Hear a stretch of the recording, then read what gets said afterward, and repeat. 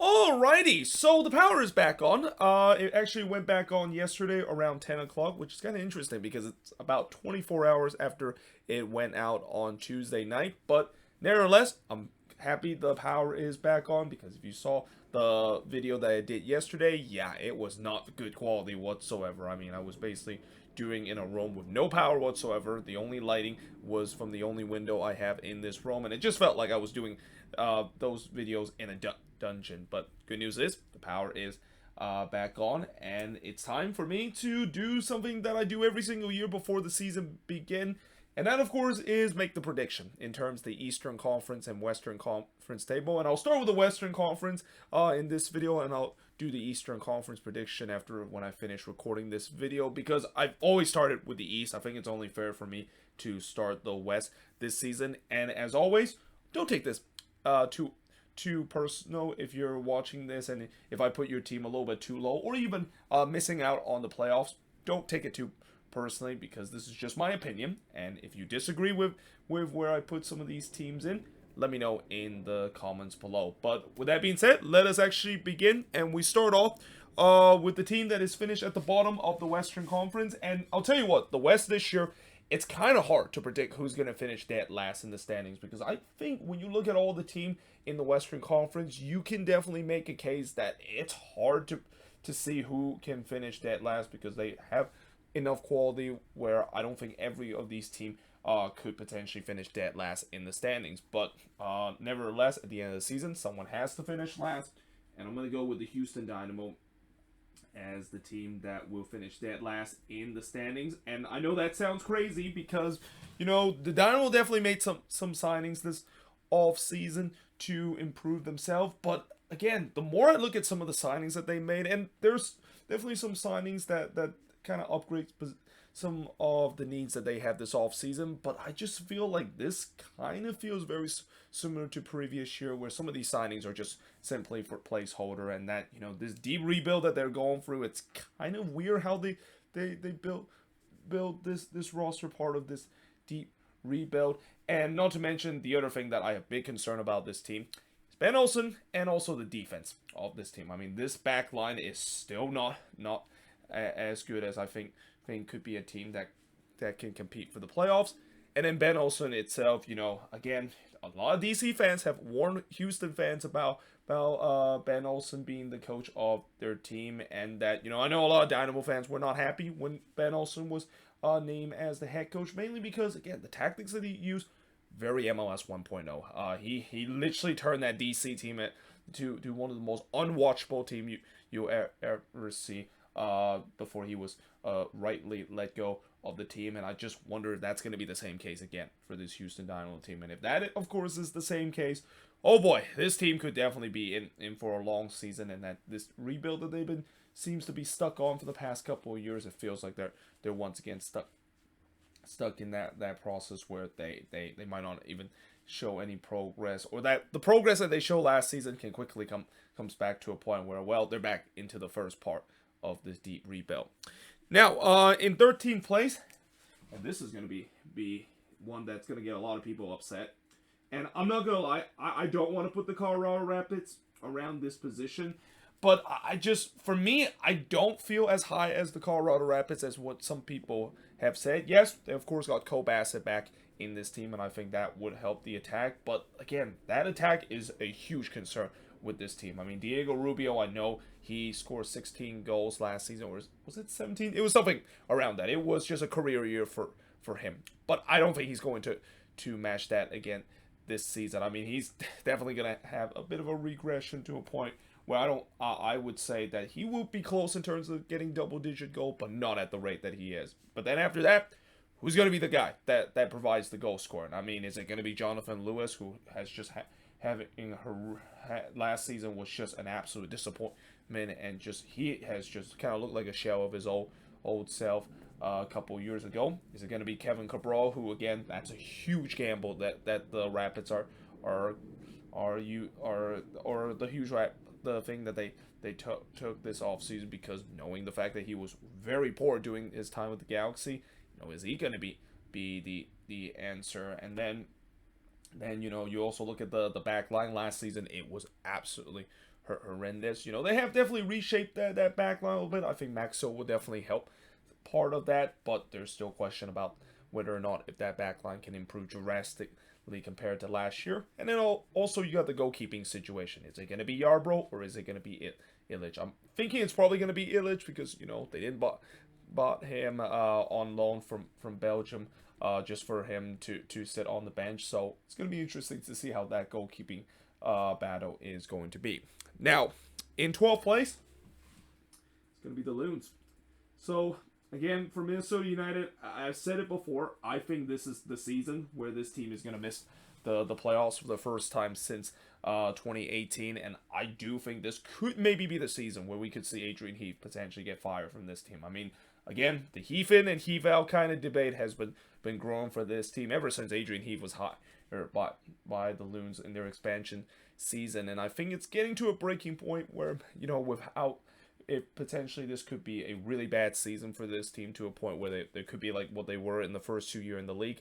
I think he could be facing the chopping block. But that being said, obviously the main reason why I say this team is not going to make the playoffs is because of the absence of Emmanuel Reynoso. I mean, again, this team just really, really centralized of how they build on the attack on Reynoso, and because he's not there, I mean, my only hope is maybe Robin Lod can fill into that spot temporarily, but I don't know if that, of course, it is going to work out. I mean, I trust that it might work out because so far Robin Lod has been pretty much play every single position on the attack and in the midfield. There's been times where he play as a winger. There's been times where he's playing in a midfield. He's almost like a Hassani Dotson type of player, very versatile and can play in every position, and we'll see whether or not if he can fill in that role in the number 10 role for the time being. But again, just the way that with Reynoso in this team, I think this team can be a fringe playoff team, but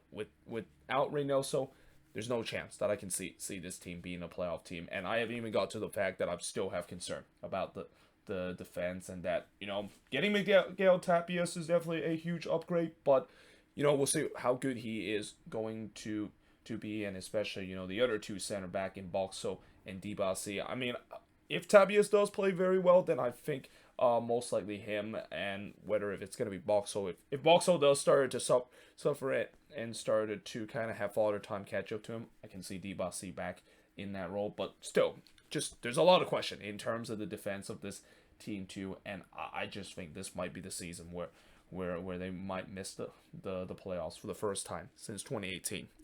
Then we go to 11th place. Let's put my other team that I root for on the standings now to finish in 11th place. So for the San Jose Earthquakes, I know there's been a lot of people saying that this team can be a playoff team, and this team could. I mean, if the front six, which I mentioned is one of the more underrated front six in the league, as I also realized the camera is just got fogged up a little bit. There we go. So yeah, if the front six for the Quakes is going to operate at a very good level or operate at their potential, then I think this team could be a playoff team. But what I think this team maybe is not there in terms of the playoff team is that back line. I mean, that defense was easily the worst defense in the league last season, and I know last season they kind of tried to fix that. They added some pieces, and that this offseason they kind of did the same thing too by bringing in Jonathan Mensah, but there's still question about that situation and whether if the Quakes can stop leaking the goals like they have done pretty much a lot last season. And then, of course, you also have the goalkeeping situation. I mean, they bought in Daniel from Brazil, and that, it's going to be interesting between him and JT Markowski, who's going to be getting the starting spot, or are we going to see a rotation or a revolving door kind of way, which is something I don't like to see MLS team do. You do not want to have a situation where throughout the season you have a revolving door in terms of the goalkeeping position. So, yeah, I think for this Quakes team, I can see that they have potential to be a playoff team, and I won't be surprised if they do so, because I think the Carlos Correzo signing has really propelled this team to a level where I do have trust that he is going to protect this fragile back line and allow that attack to be more attacking oriented. But again, this is the Quakes. I mean, I have always have low expectation about the Quakes, so I think this year is going to be definitely be better than the nightmare of a season that they had last year. But for now, I'll just say that they're on the cusp in terms of being a playoff team. Now, speaking of on a team that is on the cusp of being a playoff team, I'm going to put St. Louis right here. So I think this is kind of right around the spot where I put expansion team in terms of making or expansion team in terms of how the season goes along. I mean, I mentioned about St. Louis, of course, having that identity of playing that Red Bull soccer kind of brand that they're looking to do. But obviously, I think it's going to take a while for them to well, I wouldn't say it would take a while for them to figure out, but there's question whether or not if that's going to work out with this team. And as it is the case with expansion team, they're going to get off to a slow start, and it's going to take a while for them to figure out. But I think the other thing that maybe kind of lowered the ceiling for St. Louis is that they did lose one of their key center back in their team, and I think it was Joachim Nelson, the one that they won't have available at least until like May or June. But yeah, that's a huge loss for the St. Louis team because he was supposed to be the rock in that defense, and with him not being there, they're just going to be treading water in terms of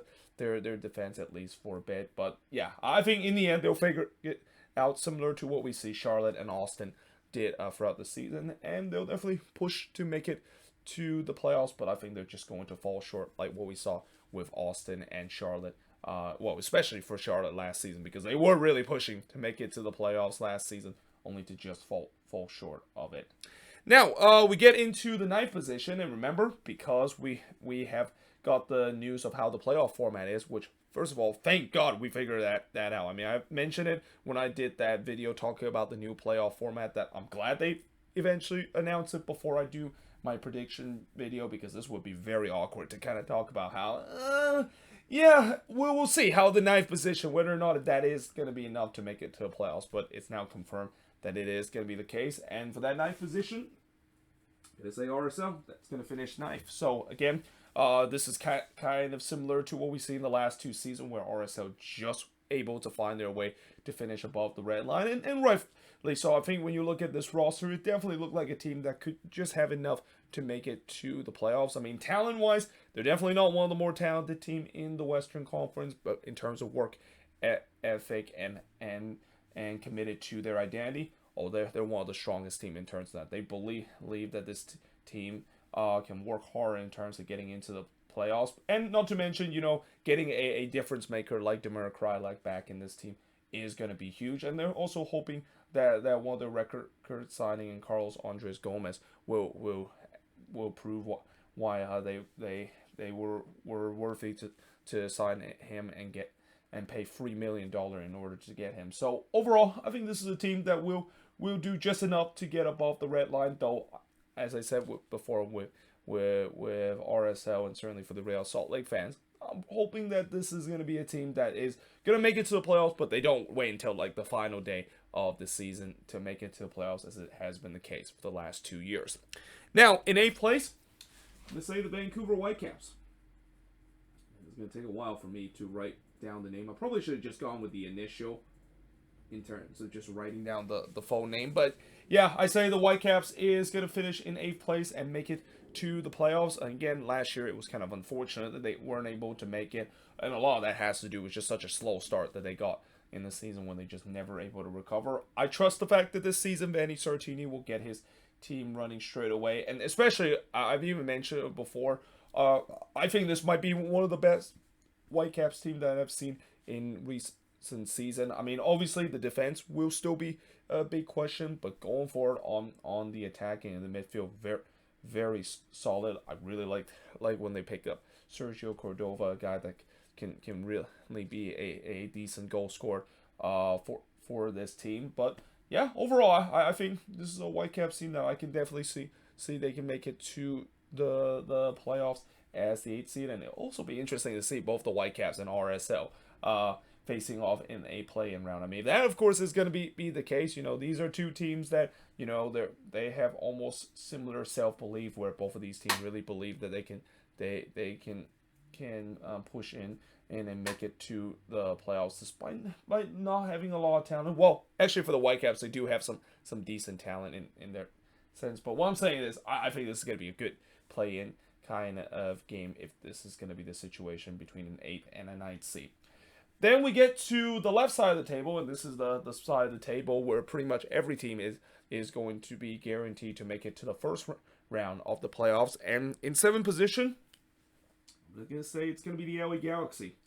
So I think this spot is rightfully where the Galaxy is going to be. I know, in previous year, maybe some Galaxy fans are hating me whenever I predict them very low in the standings because, I have a vendetta against the Galaxy and, I'm a Quakes fan. So maybe he's using that as a vendetta to say, well, you're going to pick the Galaxy because you hate them. I mean, I still do hate the Galaxy, but at least, as I said in these predictions, I'm trying to make it as neutral as possible. And the way I see this Galaxy team, again, I think they have some good weapons going for on the attacking end. But, as it is kind of the case for this team, at least for the past couple of seasons, defense is still going to be a big question. Although, I will say that in terms of the attack, I think the other big question is going to be in the winger position. Though, recently, when they did get Tyler Boyd, from the Turkish Super League, I think that kind of solved the issue a bit because we saw during some of the limited time when Tyler Boyd was with the U.S. men's national team, he could be an electric player, and I think he could do the same thing for the Galaxy this season. But again, there's got to be a lot of question about that defense, and we'll see whether that defense can hold up for most part of the season. They'll hope that defense is going to be similar to what was in the second half of the season, compared to what we saw in the first half of the season, because I thought last season that defense definitely got a lot better as the season goes along, and it's not a big surprise that with it being better, they were able to start winning games and finish higher in the standings. Then we go to 6th position, and I'm going to go with the Portland Timbers. So similar to what I said about the Galaxy, I expect the Timbers to make it back to the playoffs, though I wouldn't say that they're going to be considered as one of the top team in the Western Conference. Mainly, that defense is still going to be a big concern, and also the lack of depth in this team, especially on the defensive area, is going to be an issue. But going forward on the attack, this team should be lethal. I mean, as I mentioned many times before, with the record signing of Evander this offseason, he's going to be a guy that I think many would predict that he's going to be in the running for the MVP race because of how electric he could build. And again, we'll see whether that is going to be the case. At least what I heard from the Timbers, at least from the preseason, it seems like he is definitely showing why he's worth the $10 million that the Portland Timbers paid them this offseason, and that he is definitely going to be the heir of Diego Valeri, and even some maybe would say that right in the same level, if not even better than what Diego Valeri provide this team. So yeah, I think this is going to be a team that will make it to the playoffs. But again, defense is going to be one concern I have with this team, and it's kind of been the case for the past couple of seasons, because the defense for the Timbers, for at least the last couple of seasons, it has not been great. They have conceded some of the most goals in the league, even when they made it to the postseason in the last couple of years. Then we go to number 5.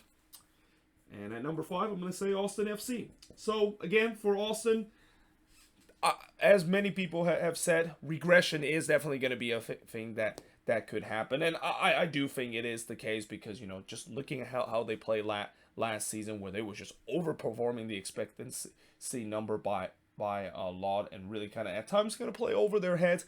And also just the amount of comebacks that they had last season was just unbelievable. Like that was, I've said it many times that it was kind of unsustainable, and it kind of turns out it was the case, at least in the latter part of the season. But then they just proved everybody wrong by making it to the Western Conference final. Now, there's no doubt that I think when you look at this Austin team, similar to what I said about the Timbers and the Galaxy, there is a question in terms of that back line, and especially losing Gabrielson.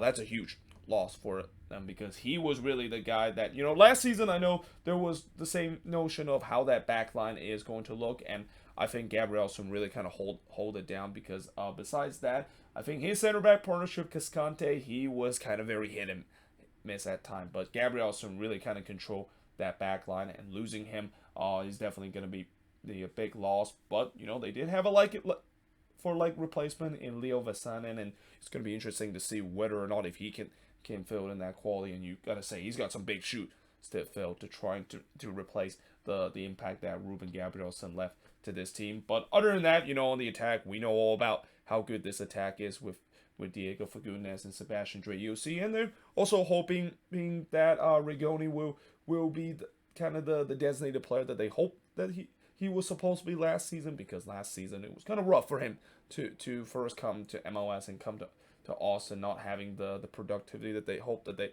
they were getting. But again, maybe this is just a classic example of when you have a player adjusting to a new country and adjusting to the playing style, it's going to take time for them to get it right. But I think the other thing that maybe make Austin a little bit better on the attack is the fact that they have a decent number 9 in Jerzy Zardes. I think Zardes still can still be a guaranteed 10 plus goal scorer in this league. And that, again, I think all of that, you would think that it would be a team that may be in the top 4 in the standings, and they could still be. But I think the other big question of this Austin team is going to be the health, whether they can stay healthy throughout the whole season. And then let's also not forget about the CONCACAF Champions League and how, if they are going to be very serious about CCL, which I think Austin is going to be, that can really take a toll in terms of this team too. So yeah, that's why I would say that they would regress to a point where they finish just outside of the top 4, but I won't be surprised if they can still be able to finish high up in the standings. Then we go to 4th place. And in 4th place, I'm going to say Sporting KC. So this is another team that, again, you notice all these teams that I put near around this spot. One of the key things that these team has in common is that all these team has good attack and good midfield. And in the case for Sporting KC, we know how this team was in the second half of the season, just completely rejuvenated, and really rejuvenated because of two signings in Eric Tommy and William Agata, and I think both of those guys are going to continue to have a great season heading into this year. But as it is the case with all 4 of these teams, there is that question in terms of the back line. And for Sporting KC, they're another team that has that issue, especially the lack of depth in terms of the defensive area. So that's going to be something to watch out for. But overall, I think this team should be getting themselves back into contention, and that, as I said before, with the run that they had in the second half of the season, at one point was one of the harder team in the second half of the season, that's going to carry into this season and get themselves back to playoff contention. But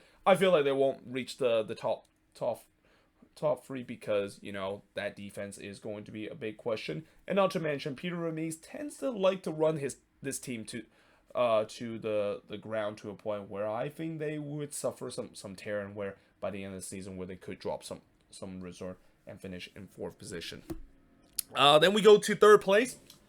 And I'm going to say FC Dallas is going to finish 3rd, which is, I think, the same position that they finish. And again, I do like this team, the fact that it's very well balanced. Obviously, I think just like what I said with the other team, the defense, last season it wasn't an issue because they actually turns out to have one of the best defense in the league and the best defense in the Western Conference last season. But losing Matt Hedges is going to be rough, and it'll be interesting to see how they're going to do losing such a leader like that. But going forward, when you look at this team, it's a very well balanced team, and a team that I think could do some good thing. And for Dallas, I know this season their goal is not just to make it to the playoffs again. Their goal is to finally get past the dreaded second round, and we'll see whether or not if that is going to be the case.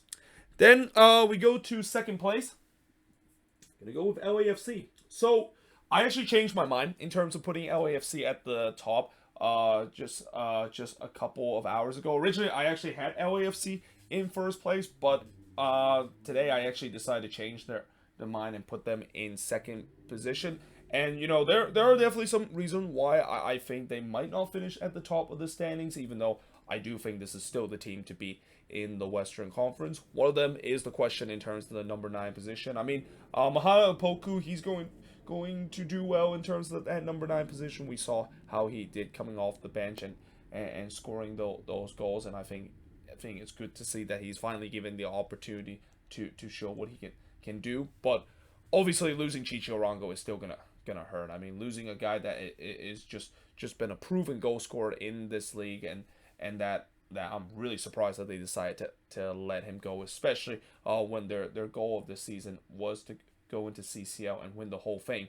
Yeah, that's gonna be interesting to see how much of a loss that they of course would have in that position. But the other reason why I also say that they might finish second is their involvement in CCL. Again, when you're in CCL, it's going to take a toll on you, and especially with a team like LAFC that is looking to go deep in the tournament. I won't be surprised. There might be times where in the first half of the season they might struggle a bit because they are involved in CCL, but I do have the belief that they will have enough to get themselves back into a good position to finish high up in the standings, and that's what I'm hoping for, because as we have seen before with teams that have either gone deep in CCL, or in the case of the Seattle Sounders last season winning the whole thing, things just kind of completely fall apart. Though again, I think for this team, it's a team that I think is going to be good enough for them to still get themselves high up in the standings. I mean, surely you think that of course would be the case, right? I think they should still be a team that should finish pretty high up the standings because of the talent, and not to mention, in case if they do hit that problem where some of those guys are not provide the productivity of this team, they can simply just go into the transfer market and spend some money in terms of fixing that, because that's what LAFC has always known about. They're a team that not only is not afraid to spend the money, but they also spend it wisely in terms of recruiting players to their team to just make it better. And I think that's going to be the case that they'll probably do in the summer transfer window, in case if they are struggling in the league. Then we get to the first position, and I'm going to put the Seattle Sounders at number 1 and finish top of the Western Conference. So it's been a long time since the Seattle Sounders have finished at the top of the standings. In fact, the last time they finished at the top of the standings, I think, was all the way back in 2014 when they won the Supporters Shield. And there's no doubt that they are gunning for that trophy too, because I think, under Brian Schmetzer, they pretty much have won almost everything except I don't think they actually have won the U.S. Open Cup, though. I mean, judging how the Sounders have looked in the U.S. Open Cup, it's almost like they don't really care about that competition. But the competition that they do really care about is the league, and also MLS Cup, and not to mention the Supporters Shield. I mean, the Supporters Shield is something that I think the Sounders are looking to trying to gun for, and especially with the way that this season, they get most all of the core back in this team, and they don't have to worry about CCL this season. I do have a feeling they can go for the Supporters Shield this season. Now, it's not going to be easy, because as I'll talk about in the Eastern Conference, there's going to be some teams in the Eastern Conference that is also gunning for a Supporters Shield, and also a certain MLS Cup team that lost last season in the Philadelphia Union is also going to try to gun for a Supporters Shield. But I think if there is a time where the Seattle Sounders can get themselves back to being the team that everybody is afraid of in the Western Conference, this is time to do so. And that, again, I say that LAFC is still the team to beat in the West. I think Seattle is going to be that team that could beat LAFC and can maybe overtake them again to sit themselves at the top and at the front of the Western Conference. But there you have it. That is pretty much it in terms of my prediction of the Western Conference. As always, let me know in the comments below, what do you think of these predictions, and if you agree or disagree with some of the teams I put in the standings, don't forget to let me know in the comments below. And also, as I said in the beginning of the video, don't take this prediction too personally, and that this is just fully my opinion, and that I will not be surprised that I will get some of these wrong. And also, I would like to apologize to Seattle Sounders in advance too for putting them in first place, because the last couple of times that I put teams at the top of the standings in the Western Conference, it has not gone well whatsoever. I mean, I put Nashville at the top of the standings last season. They didn't make it to the playoffs, but they flamed out in the first round.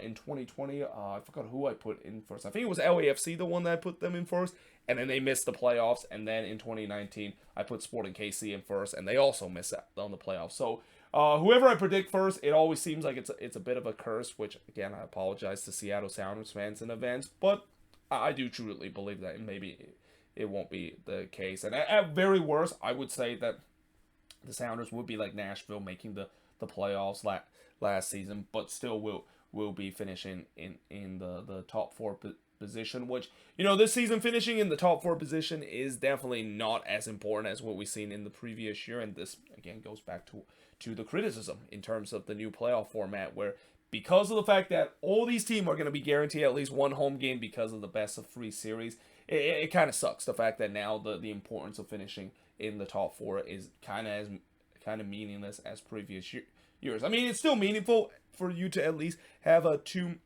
home playoff game and have that decisive third game, if it goes to that way, to be playing at your home ground. But again, it's just, if you just simply wants to have some home field advantage, or at least have one home playoff game, it really doesn't matter where you finish in the standings here on the left, because you are going to get to yourself a home playoff game, or even going to the 8th seed too. Like, the only team that is not going to guarantee themselves a home game unless they win the playing round is the 9th seed. So yeah, again, just another example of where there's been a lot of criticism in terms of this playoff format, but at least it does make it easier for me to not have to say that there maybe are going to be some good teams that unfortunately will miss out because of the playoff format, because of the way how it is. But then at the same time, you could also argue the fact that there may be even some bad teams that make it to the playoffs that probably shouldn't have made it if the current playoff format have just changed. And I think we'll definitely talk more about it